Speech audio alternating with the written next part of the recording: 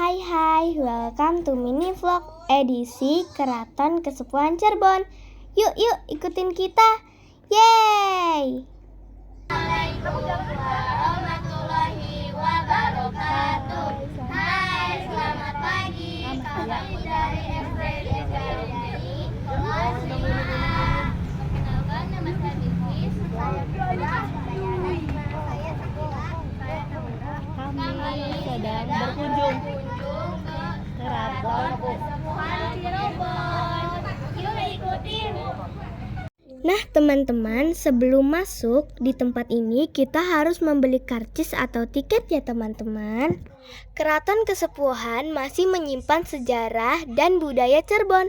Memiliki luas 25 hektar. Terdapat 5 bangunan unik berada di bagian depan keraton. Sejumlah 5 bangunan tanpa dinding dalam kompleks Siti Inggil yang artinya tanah yang tinggi.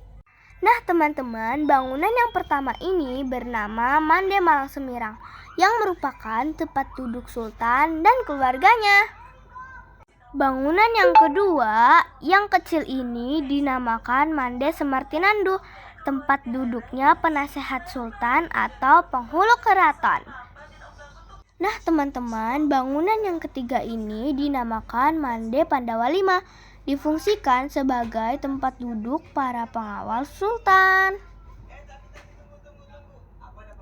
Nah teman-teman, yang ini dinamakan Mande Palinggihan atau Mande Penggiring, difungsikan sebagai tempat duduknya para penggiring Sultan, para hakim, dan para jaksa.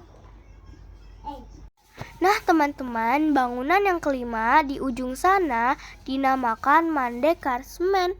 Sampai saat ini masih difungsikan atau dipentaskan pada setiap hari raya Idul Fitri dan Idul Adha. Jadi sekarang kita ada di bangunan Mande Karsemen. Bangunan tempat perangkat gamelan atau kesenian atau tradisi setiap tahun untuk menabuh gamelan sekaten buatan abad ke-15 setiap Idul Fitri, 1 Syawal dan Idul Adha 10 Zulhijjah. Sekarang kita berada di Mande Malang Semirang. Bangunan dengan jumlah tiang 6 yang di tengah melambangkan rukun iman. Jumlah tiang seluruhnya 20 tiang, melambangkan sifat-sifat Allah SWT. Bangunan ini tempat duduk Sultan dan keluarga dalam upacara-upacara latihan perang dan pelaksanaan pengadilan di alun-alun Sangkalabuana, Keraton Kasepuhan. Sekarang kita berada di Mande Pengiring. Bangunan dengan 4 buah tiang di tengah dan 4 tiang di pojok yang melambangkan 4 unsur, yaitu tanah, air, api, dan udara, serta 4 arah mata angin, yaitu utara, selatan, barat, dan timur. Bangunan ini adalah tempat penjabat, pengiring Sultan dan para hakim jaksa apabila ada persidangan pengadilan. Dadah. Aku ingin menjelaskan tentang Mande Pandawa V. Mande Pandawa V adalah bangunan dengan jumlah tiang penyangga 5 buah, melambangkan rukun Islam. Bangunan ini adalah untuk pejabat pengawal Sultan. Oke teman-teman. Sekarang kita ada di berada Batu Lingga dan Yoni.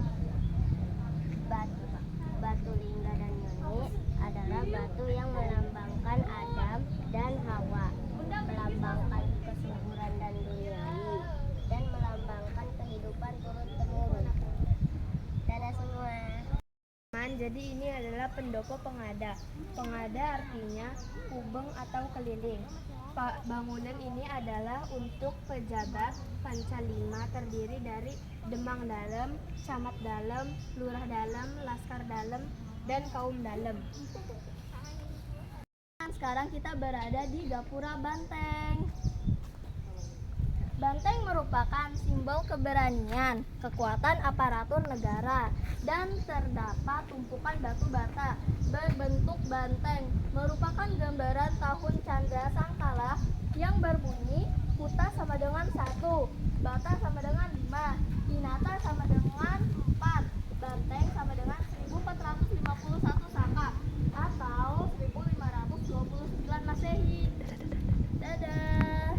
Selanjutnya teman-teman, kita menuju ke museum. Yuk!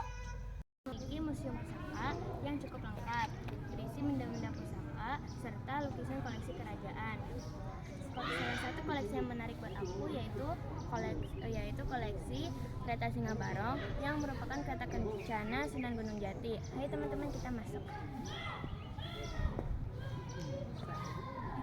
Nah teman-teman, sebelum masuk ke museum kita foto dulu ya. Dan jangan lupa tunjukkan tiketnya kepada petugas museum ya teman-teman.